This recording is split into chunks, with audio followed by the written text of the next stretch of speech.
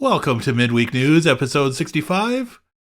This is a little late, so it's actually weekend news, but hey, the show must go on, right? First up, we've got Windows updates without the reboots.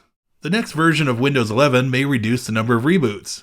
Microsoft's hot patching technology brings this patching revolution to client machines after existing on servers for some time.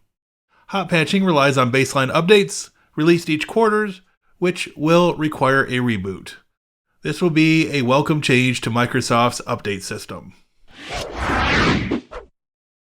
Unlocking the power of Linux for everyday users.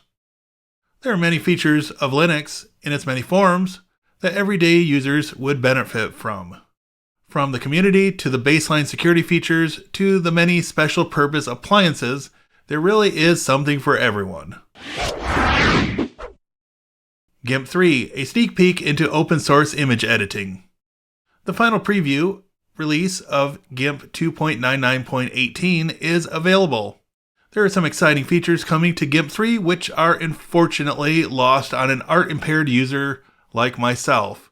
From non-destructive editing to GEGL color and enhanced font handling, the 3.0 release appears to be a large and exciting one. It sounds like the final 3.0 release will be available in May. Gparted 1.6 Partition Editor improves exFAT support and fixes bugs.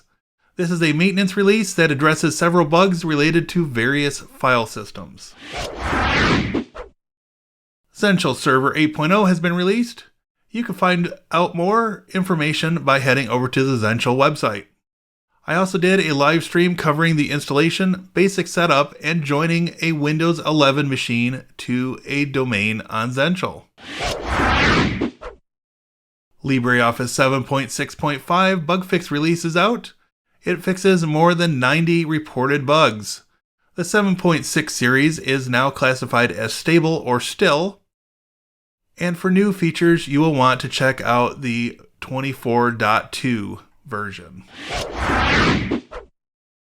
Ubuntu 24.04.4 released with Kernel 6.5 and Mesa 23.2.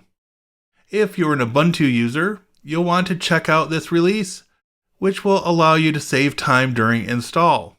This is the fourth updated ISO release in the 22.04 LTS series. Access to a new kernel is an added bonus. CrossOver 24 has been released. CrossOver 24 is the latest release of the product based on Wine 9.0, Wine Mono 8.1.0, VKD3D 1.10, and Molten VK 1.2.5, bringing improved performance and compatibility for running Windows apps on Linux. CrossOver 24 costs around $60 or pounds if you're in the UK for the first year, with discounts available for subsequent years. There is also a 2-week free trial of CrossOver available for evaluation purposes. Blue Sky social media platform is now open to Federation. With this move, you now have more control over your own data if you want to put in a little DIY work. Your data, including posts, likes, and follows, need to be stored somewhere. Federation lets services be interconnected, which means you can run your own Blue Sky instance and connect it with the main instance run by the company itself. This is an interesting development, and it will be interesting to see how this develops over time and what impact it may have on services like Mastodon, which are already federated. Warp, the Rust-based terminal with AI, is now on Linux. Initially released for macOS, Warp has come to Linux. Sorry, Windows users, you'll have to wait a little longer. The Linux version brings a few bug fixes and speed enhancements over the macOS version while sharing much of the same codebase. My one gripe about this terminal is you have to sign up for an account. I've been testing it on my Mac, and while it has some nice features, the account piece makes me a little nervous. How to install Freenginx on Ubuntu. The core developer of Nginx quit the company amid internal conflict. In the process, Nginx was forked into Freenginx. The installation process is not difficult, but has some steps that need to be followed.